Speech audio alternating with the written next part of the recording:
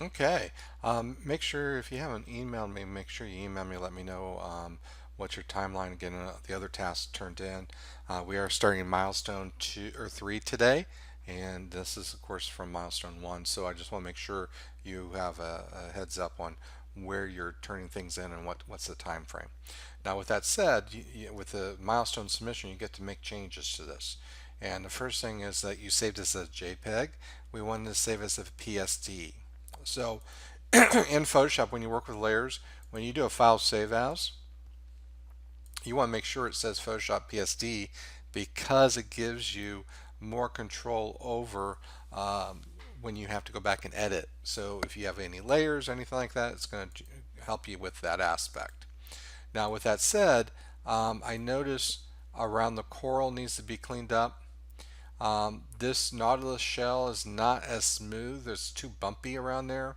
So you definitely want to smooth that out and go back and work with the selections there, especially with the mussel shell around here. So what I probably would suggest is going back through and doing the exercise one more time and see if you can fine tune your selections, because we want to make sure we get more of a precise selection.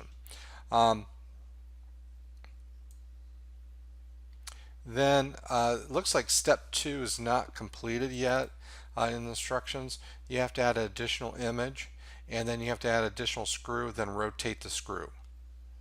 So adding additional screw, and then you just go up to edit. You can do free transform and rotate it and so forth. So you got some things to work on here. So my suggestion right now is go back and redo to practice on the selections for your milestone and try to clean up those selections. And definitely to help you out, I would suggest looking at my starter video to help you work with layers.